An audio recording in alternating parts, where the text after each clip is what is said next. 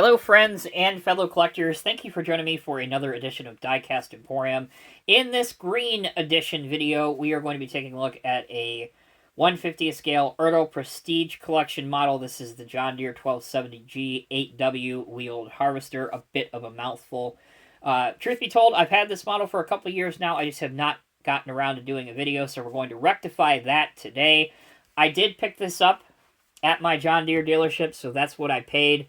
I have had this out of the box. I have seen it and seen what it can do before.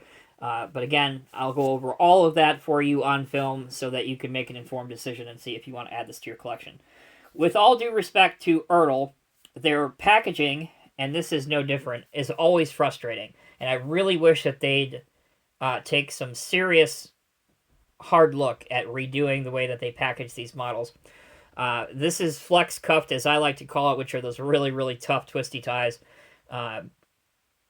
And you always run the chance of damaging these models before you even get them out, and it's totally unnecessary. So I really hope that maybe, if anybody from ERTL or Tomy actually is watching this video, that they take a serious look at that and maybe do things differently. That said, let's go ahead and pick an end and open it up. What was really cool, if you're a collector of a certain age like myself, back in the day, 15 years or so ago, these ERTL John Deere models would actually come with an interactive DVD. And I also wish that they would bring that back. That would be cool. Or I guess nowadays it'd probably be an ultra high-def Blu-ray or something. Alright, let's go ahead and grab this, take it out. As you can see already, you can kind of see the remnants of the twist tie battle from before. I left it all in here.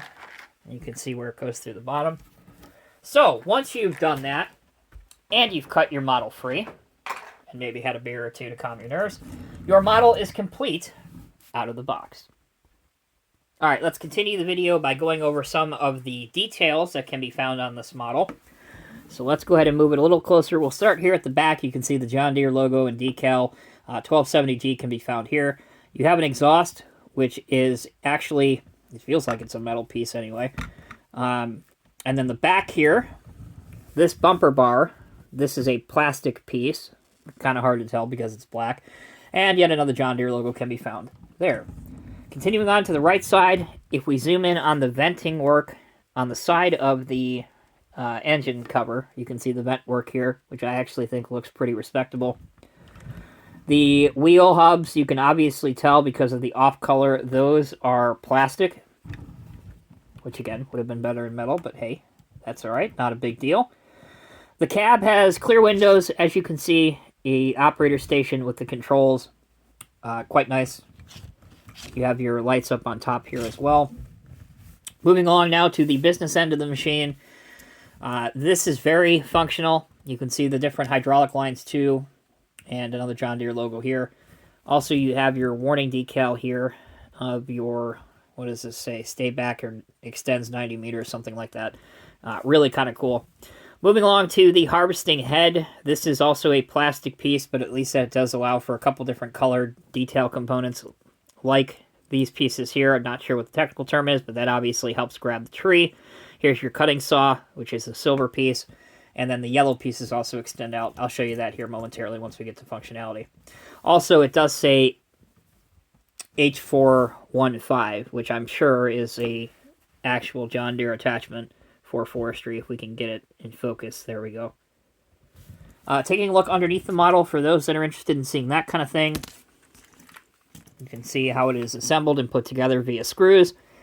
Copyright Tomy, John Deere licensed product, and this is just the ERTL logo back here, which you may or may not be able to see. The tread pattern on the tires does appear to be pretty realistic from that of the real machine that I've seen on the photos anyway, so that looks quite good. Alright, let's move straight into functionality. You may have seen this already, so let's just get it out of the way.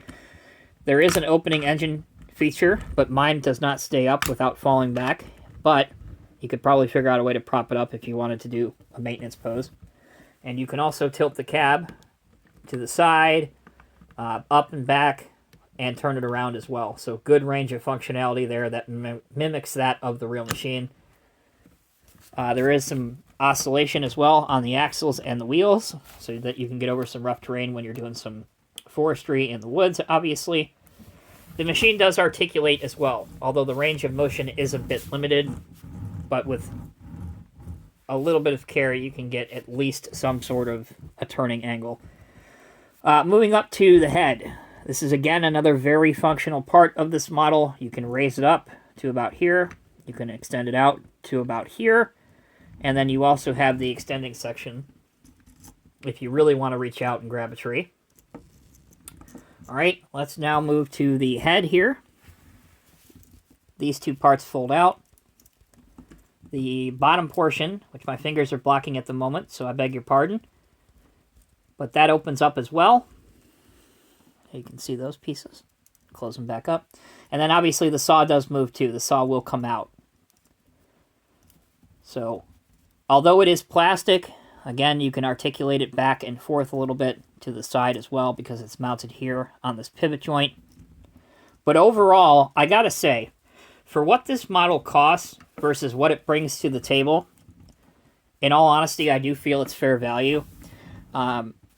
The ERTL is really trying to do a better job with their Prestige Edition models in 150 scale, whether that be forestry stuff or construction stuff, and that I can truly appreciate. I really, honestly, I appreciate the effort that they're trying to put into these models. Obviously, there's some things that could always be improved, but I believe for less than $50, which is what I paid for this, and all the different functionality and all the detail, I feel like it's priced right where it should be.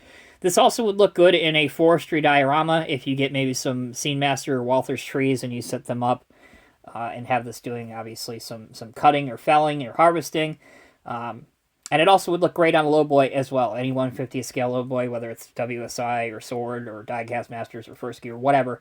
Any 150 scale lowboy, this would look really, really good on. All right, that will bring this video to a close. Let me know what you guys think down in the comment section below. I have, not plenty, but I have several other John Deere forestry models in my collection. If you're interested in seeing reviews of those, let me know. I can certainly squeak those in. But also, if you just want a general overview of most of my forestry stuff from all OEMs, you can click on the video that's popping up on your screen right now. Again, it's a bit dated, so there are some new additions that were not featured in that video that I have. But for the most part, that'll give you a really good idea of what's out there. The two big pieces I'm missing that at some point I would like to add are the two Valmet 150 scale forestry equipment that I think Sword did, if I'm not mistaken. At some point, I would love to add those to the collection, but as many of you are aware, getting anything Sword these days is it's going to cost you an arm and a leg. So anyway, enough rambling. Thank you all sincerely for watching my videos. I so appreciate it. I really would like to hear some more feedback, so please feel free to leave it in the comment section below. Until next time, take care, be well, and I'll see you in the next review.